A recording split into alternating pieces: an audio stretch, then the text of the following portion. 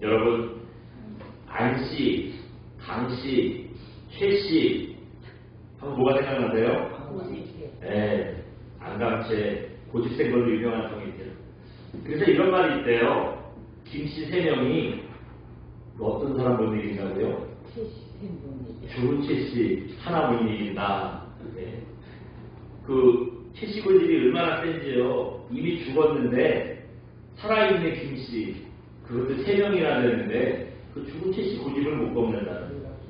근데 그런 최씨도요, 최씨 3명이 강씨 하나 못 이기고, 강씨 3명이 안씨 하나 못 이기고, 뭐 그런 말이 있어요. 그러니까 안씨가 고집이 제일 세다, 뭐 그런 얘기래요. 근데 이런 안강채를 이기는 고집이 또 있습니다. 혹시 아세요? 황소 고집, 황씨. 황씨가 대단한데요. 네. 그 황씨 고집에 대한 이런 유래가 있더라고요. 실제 인물입니다. 그 인터넷 찾아보면은 이분에 대해서 나와요. 그 조선 영조 때 황순승이라는 분이 평양에 살고 있었답니다. 이분이 얼마나 고집이 센지요. 황씨잖아요. 그래서 이분을 가리켜서 황소고집이다. 그 그래서 이 황소고집이라는 말이 시작됐대요. 어느 날 볼 일이 있어서 황순승 선생이 평양에 산다고 했잖아요. 한양에 볼 일을 보러 왔대요.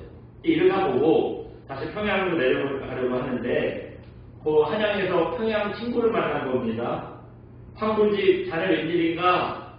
나야 한양에 볼 일이 있어서 왔지. 그 자네는 웬일인가? 그랬더니 친구가 이보게 놀라지 말게 우리 친구 남산골 김진사가 세상을 떠났다네. 잘 만났네. 우리 문상가네. 그랬다는 거예요.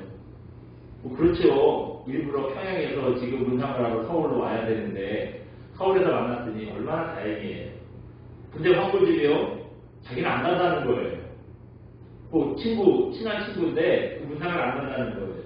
왜냐하면 남산골 김진사가 나랑 친한 친구인데 김진사 문상 때문에 한양에 온 게 아니라 한양 온 김에 문상까지 간다 그러면 이 김진사가 알고 얼마나 섭섭하겠냐는 거예요. 그러니까 말의 의미는 우선순위의 문제라는 거죠. 그래서 자기는 집에 갔다가 평양에 갔다가 의관을 갖추고 다시 오겠다고 그리고 갔다는 거예요. 네. 그래서 3일을 꼬박 걸어서 이제 평양 집에 도착합니다. 집에 가자마자 여보, 내 친구 김진사가 세상을 떠났대. 나 빨리 한양 갔다 올게. 그래서 부인이 뭐라 그러겠어요? 아니 당신 지금 한양에서 온 거 아니냐고. 그래도 그게 아니야. 정우가 아니야. 그리고 다시 갔다는 거예요. 이 말만 남기고 오자마자 옷만 갈아입고 다시 대질 벗어 한양으로 갔다는 거예요. 이렇게 3일을 오고 3일을 가고 장례 다 끝났겠죠. 장례 다 끝났다는 거예요. 여러분 고집도 고집 나름이지요. 이렇게 융통성 없는 사람이 어디 있습니까? 근데 이런 황고집의 고집을 좀 꺾는 사건이 있었어요.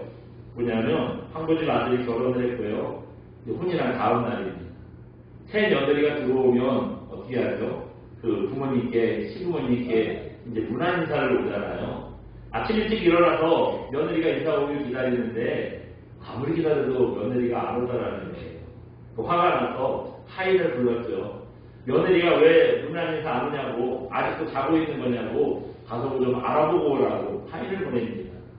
하인이 돌아와서 하는 말이요. 그 며느리가 새벽부터 기다리고 있었대요. 그런데 아버님이 사당의 조상들께 문안 인사를 하면 그 후에 이게 와서 찾아와서 인사를 하려고 했다는 거죠.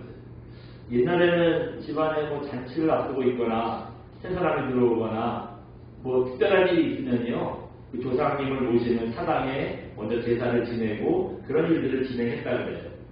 그래서 그 이 황고집이 자기는 그 조상을 대하는 도리를 다 안 하고 며느리한테는 너는 나한테 도리를 다 해라, 뭐 그러고 있었다는 의미래요. 그리고 며느리도 그냥 인사만 오면 되는데 고집 부리고 끝까지 오히려 버티고 있었다는 거예요. 며느리의 이 얘기를 듣고요, 이분이 거울 치료가 됐대요. 네? 그동안 자기가 너무 융통성 없이 고집을 부려서 사람들처럼 힘들게 했구나, 내가 속상해 보니까 그걸 알겠구나, 뭐 그랬다는 거예요. 그 후로 황고집의 고집을 좀 꺾었다, 그런 얘기가 있더라고요. 아주 재밌는 일입니다. 만약에 집안에 이런 며느리가 안 들어왔으면 이분은 어떻게 됐을까요? 죽을 때까지 그냥 고집 부리면서 여러 사람을 힘들게 했을 거예요. 네? 그런데 다행히 이런 지혜로운 며느리와의 만남 덕분에 사람들도 편해지고요. 자기도 또 고집 안 부리니까 자기도 나름 또 편하지 않았겠어요. 우리가 인생을 사는데 좋은 만남이 있는 거 참 귀한 일입니다. 우리가 누구를 만나고 어떤 만남을 하느냐 참 귀한 일이죠. 여러분 구원이라는 게 뭐지요? 예수님 만나서 죄 용서받고 천국의 약속 받는 거 이게 구원이죠. 근데 이것도 조금 다르게 얘기할 수 있어요. 뭐냐면 하나님과 죄인과의 만남이라는 겁니다. 이 만남이 있어야 구원이 이루어지는 거예요. 세상 사람들이 어둠 가운데 거하는 이유가 뭘까요?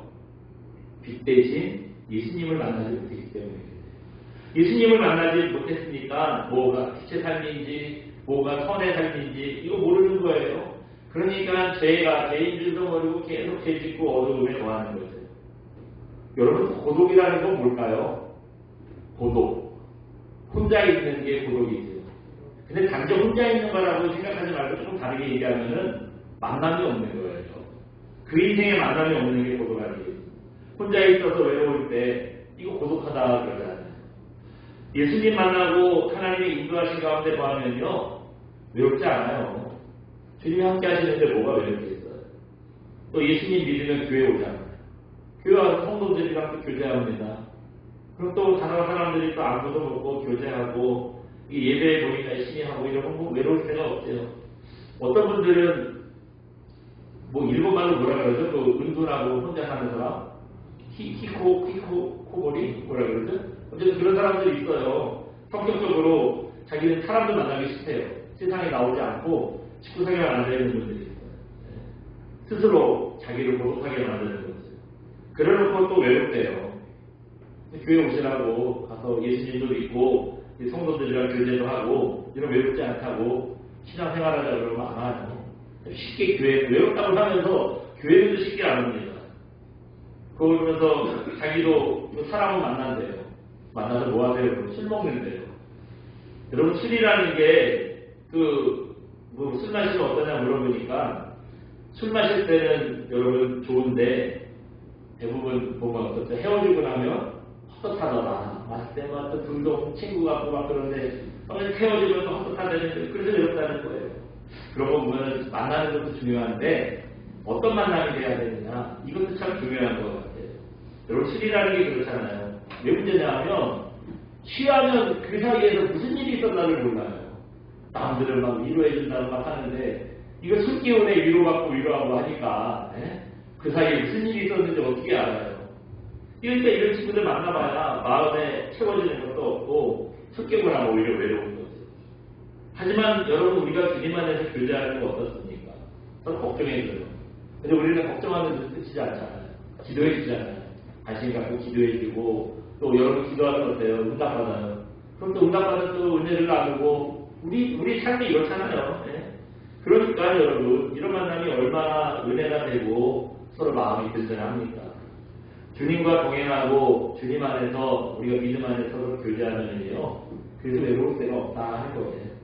이걸 모르니까 주님과의 만남, 성도와의 만남 거절하면서 스스로 본인을 외롭게 만들고 자꾸 외롭대요. 나는 혼자래요. 그렇게 참 안타깝게 말씀하시는 분들이 있어요. 성경을 보시면 하나님도 만남을 통해서 일하시는 걸 볼 수 있어요. 여러분 성경에 가만히 보니까 성경의 얘기가 뭘까요? 다 만남에 대한 얘기예요. 창세기에 보면 아브라함이 하나님 만나는 얘기잖아요. 이삭과 야곱과 요셉이 하나님 만나는 얘기잖아요. 신약에 보면 바울이 예수님 만나는 얘기. 또 여기 제자들과 또 많은 사람들이 예수님 만나는 얘기. 다 만남에 대한 얘기잖아요. 뭐 몇몇 인물들만 말씀을 드렸지만 이분들 빼고 성경에 나오는 모든 사람들의 얘기가 하나님 만나는 얘기예요. 그게 성경 아니겠어요? 오늘 본문도 바로 이 만남에 대한 얘기입니다. 10대 시절 요셉이 해와 달과 그 꿈을 하나 꾸는데 어떤 꿈이죠? 해와 달과 11별이 자기에게 절을 하는 꿈을 꿔요. 여기서 말하는 해는 아버지 야곱이고 그 달을 어머니 레아고 11별은 자기 11 형제들, 이게 상징하는 거죠. 이 자기네 가족들이 자기한테 절을 하더라는 거예요. 근데 이 요셉이 어떤 아들이죠? 아버지가 그 12명의 자식들 중에 특별하게 사랑하는 아들이에요. 왜냐하면은 야곱한테 아내가 둘이 있었잖아요. 라헬과 레아라는 그 아내가 있었는데 특별히 자기가 사랑했던 그 라헬이 낳은 아들이라 그 자식한테 더 마음이 가는 거예요. 그래서 이 요셉한테만 채색옷을 입혀주고요, 편애를 하는 거죠. 그 11 형제들이 얼마나 그 마음이 성질이 나요. 섭섭하겠어요. 안 그래도 아버지가 요셉만 편애해서 기분이 나쁜데 지가 뭐라고 꿈 얘기라고 그러고 자꾸 나와가지고 아버지랑 어머니랑 자기들이 자기한테 절을 하더라 뭐 이런 얘기를 하니까 더 기분이 나쁜 거예요. 그래서 기분 나쁘다고 어떻게 하죠? 요셉을 노예로 팔아버립니다. 노예로 팔려간 요셉이 여러분 어땠을까요? 여차저차하니까 죽을 꿈이 많이 넘기고 죽을 고생해요. 그러다 오늘 본문은 뭐냐? 그런 고생을 다 마치고 이제 애굽의 총리가 된 그런 자리입니다. 그런 요셉을 보여주고 있어요. 그동안 중동에 무슨 일이 있었냐면요, 7년 동안 가뭄이 있었대요. 근데 여러분 7년 동안 비가 안 왔으니 먹을 게 있겠어요? 중동이라는 데가 원래 안 그래도 더운 나라, 안 그래도 더워서 참 힘든 나라인데 7년 동안 비가 한 방울도 안 내렸으니 말도 못하세요. 근데 딱 한 곳 애굽에만 음식이 있었습니다. 이 요셉이 하나님께서 주신 지혜로요, 애굽의 총리가 되고 난 다음에 7년 동안 기근이 있는 걸 잘 준비한 덕분이에요. 그래서 요셉의 형제들이 애굽에 곡식이 있다는 소식을 듣고요, 애굽에 곡식을 사러 온 거예요. 근데 아직 자기 동생 요셉이 애굽의 총리가 됐다는 건 모르고 있습니다. 드디어 요셉이 꿈꾼 대로 됐지요. 그래서 오늘 구절 보면 뭐라 그래요? 오늘 구절 우리 다시 한번 잠깐 읽어볼까요? 같이 봅니다. 시작. 요셉이 그들에게 대하여 꾼 꿈을 생각하고 그들에게 이르되 너희는 속상하니라 이 나라에 꿈을 여러 만드니라. 아멘. 뭐 뒷얘기는 그냥 법적으로 하는 얘기고요. 요셉이 얼마나 행복했겠어요. 드디어 내가 그 어렸을 때 꿈이 이루어지는구나, 그렇게 생각하지 않았겠습니까?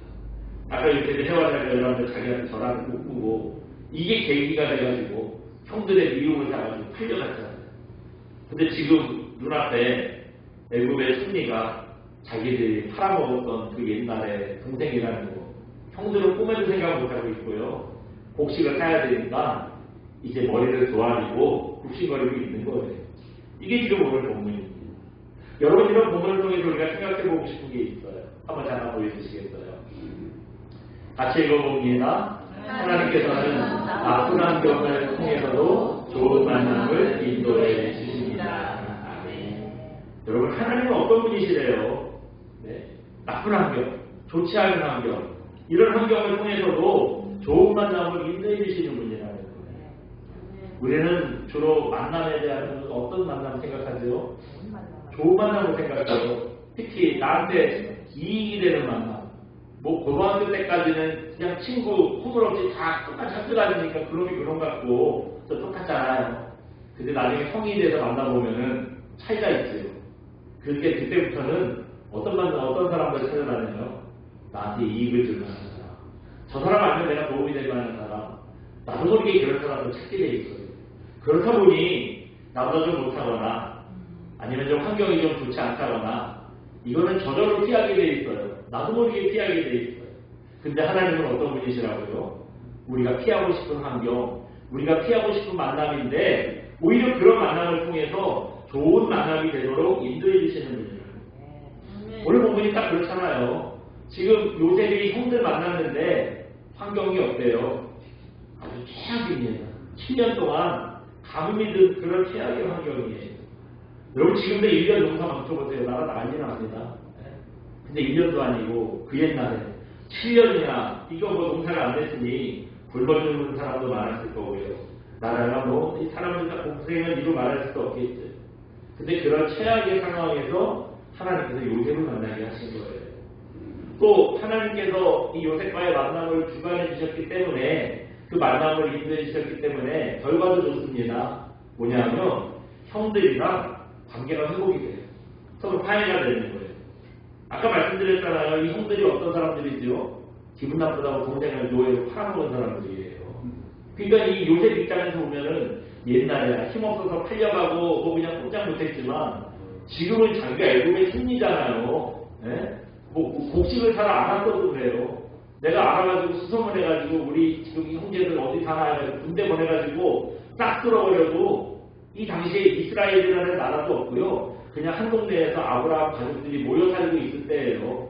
그러니까 그냥 군대 하나 보내가지고 가서 혼 좀 내고 와주라고 해도 뭐 전혀 이상할 게 없고 문제가 되지 않는다는 상황인데 그렇게 힘이 있는데 이렇게 당장 복수를 해도 시원치 않은데요. 그렇게 얘기하지 않아요. 하나님께서 그만큼을 주관해 주셔서 그런지요. 요셉이 마음이 선해져요. 나중에 뒤에 보시면 내용 보시면 여러분 아시겠지만 괜찮다고 형들이 그랬지만 그건 하나님의 뜻 안에 있었던 일이라고 형들을 용서하고 화해합니다. 여러분 우리가 누군가를 만날 때 즐겁게 만나는 거, 뭐 기쁜 일로 만나는 거, 뭐 좋은 계기가 돼서 만나는 거 이런 만남이 제일 좋죠. 여러분 누군가 만나야 되는 건 껄끄러운 만남이 있어서 막 갈 때 부담스럽고 이거 만날까 말까 막 여러 가지로 신경 쓰이고 이런 만남이 있어요. 이런 만남 피하고 싶잖아요. 기왕이면 누구를 만나든지 좋은 상태에서 나도 떳떳하고 여러 가지 모양으로 좋을 때 우리 이런 만남이 제일 좋아합니다. 근데 때로는요 나쁜 일, 어려운 일, 고난을 통해서 사람을 만나는데 그 일이 우리에게 유익한 만남이 될 수도 있어요. 사람과 만나는 것뿐만 아니죠. 여러분 상황과의 만남도 어떻습니까? 오늘 보면서 그랬잖아요. 7년 동안 기근이 든 상황이에요. 얼마나 이 상황을 만나는 것이 힘든 상황입니까? 여러분 병에 걸리는 것도 그렇죠. 기왕이면 건강하고 이 쌩쌩한 게 좋죠. 이 병을 만나는 거 이게 뭐 좋은 상황이에요. 경제적인 어려움도 그래요. 여러분 어렵게 사는 게 좋을까요? 넉넉한 게 좋을까요? 네, 예수님만 있으면 어려워도 되지만 그래도 기왕이면 넉넉한 게 좋아요. 넉넉한 게 솔직히 좋잖아요. 자식도 여러분 어떤 자식이 좋아요? 네, 그 속썩이는 자식들 만나면 그렇죠. 코로 자식이나 효자나 배 아파서 난 자식인데 누가 이 속썩이는 자식보다야 효도하고 착한 자식이 좋잖아요. 우리가 이런 만남들이 있어요. 환경적인 만남들도 있어요. 근데 그런 만남을 다 힘들게 한다고 여러분 너무 낙심하거나 불쌍해하지 마시기 바랍니다. 그 만남이요 오히려 내 인생을 바꿔주는 계기가 될 수도 있어요. 하나님께서 그 상황에 개입하시면 우리의 상황을 뒤집어서 어려운 걸 우리에게 힘을 주고 인생을 바꿔주는 계기가 될 수 있다니. 경영의 신이라는 칭찬을 듣던 사람이 있어요. 마스시다 보노스케라고 일본 사람입니다. 마스시다 보노스케가 어떤 분이냐면 한때 직원이 여러분 많아요. 몇 명이나 돼야 많을까요? 놀라지 마세요. 직원이 19만 명 세계적으로. 그리고 여기 회사가 연 매출이요 1년에 50조씩 버는 큰 회사입니다. 그 회사가 어디냐면 우리 어른들 잘 아실 거요. 옛날에 일제 좋잖아요. 그 일제 중에 내셔널. 예, 이거 좋은 거죠. 이게 나중에 회사 이름을 바꿔요. 뭐라고? 파나소닉이라고 이름을 바꿉니다. 이 내셔널 파나소닉을 만드는 회사의 회장님입니다. 어느 기자가 이 마스시다 보노스케 회장님한테 이런 질문을 했대요. 회장님, 큰 회사를 이루고 성공하셨는데 회장님 성공한 비결이 뭡니까? 물어봤더니 이분이 자기의 성공 비결에 대해서 아주 유명한 말이잖아요. 사실 제가 이거 몇 번 말씀드렸죠. 자기 성공 비결을 이렇게 얘기했잖아요. 한번 보여주시겠어요? 네. 저분이 그 마스시다 보노스케라는 분이에요. 위에서 한번 읽어볼까요? 마스시다 보노스케의 성공 비결. 첫 번째는 가난한 것, 두 번째는 경약한 것, 세 번째는 못 배우는 것. 여러분 어떻습니까? 가난한 것, 건강이 좋지 못한 것, 못 배우는 것. 우리가 생각할 때 하나같이 성공할 수 없는 조건들이잖아요. 이걸로 성공할 수 있다는 게 이해가 안 가잖아요. 근데 그것 때문에 자기가 성공하는 인생이 됐대요. 이분이 예수님 믿었거든요. 그러니까 하나님께서 자기에게 세 가지 복을 주셨다 하면서 저 얘기를 한 거예요. 가난한 거, 가난해서 학교도 제대로 못 다녔대요. 10살 때, 초등학교 3학년 때 학교를 다 못 마치고 자전거 고 점원이 됐대요. 이거 10살이잖아요. 그 애가 지금 10살짜리 얼마나 할까요? 남의 집 살림을 하는 거예요. 여기서 뭘 배웠냐? 가난했기 때문에 성실하게 일해야 먹고 살 수 있다는 거 어려서부터 이걸 배웠대요. 두 번째는 또 되게 병약했대요. 맨날 몸이 골골한 거야. 근데 이게 건강이 좋지 않았기 때문에 건강을 잘 관리해야 된다는 걸 배웠대요. 이분이 건강했대요. 그래서 그러니까 타고난 건강이 아니라 맨날 골골한 애였는데 건강을 잘 관리해서 건강해졌대요. 어떻게 건강해졌냐? 이분이 90살까지 냉수만 차렸대요. 한겨울에. 그걸 정도로 아주 건강에 대해서 자신이 있는 분이 있다는 거예요. 세 번째는 뭐래요? 못 배우고. 조금 배움이 짧으면 우리는 다 뭐 할 수 있겠냐. 스스로도 그렇고 다른 사람도 그렇게 생각하잖아요. 근데 이분은 못 배웠기 때문에 나는 모른다고, 아는 게 없다고. 그래서 배워야 된다는 생각을 항상 가지고 있거든요. 그래서 그 19만 명이나 되는 직원을 거느린 회장님이요. 어제 들어온 신입사원한테도 배우고 뭐 사람들한테 누구에게나 다 배웠다는 거예요. 뭐든지 가르쳐준다, 나는 배워야 된다 생각하고요. 언제든지 저 5년까지 늘 배웠다는 거예요. 네. 어떻습니까? 우리는 다 실패의 조건이라고 생각하는 것들이었는데 저분에게는요. 가난한 거, 병약한 거, 못 배운 거 이런 것들과의 만남이 저분을 성공하게 만들었대잖아요. 이것 때문에 자기 인생이 변했대잖아요. 예? 이런 분이 또 있어요. 우리나라에 이런 분이 있어요. 6.25 때 한국을 돕기 위해서 참전한 미군 중에 그 칼 파워스 상사라는 분이 있었대요. 이분이 참 착한 분이었나 봐요. 그 한국의 그 전쟁고아들 안타깝게 생각하고요. 애들 참 많이 도와줬대요. 근데 어느 날 이렇게 애들을 막 짭짤하게 도울 게 아니라 한 아이만이라도 좀 제대로 도우면 좋겠다 생각을 하고요. 하우스부이라고 여러분 그 옛날에 미국 숙소에서 6.25 때 그 구두도 닦아주고 빨래도 해주고 뭐 잔식구름도 하고 이런 사람들 이런 애들이 있었대잖아요.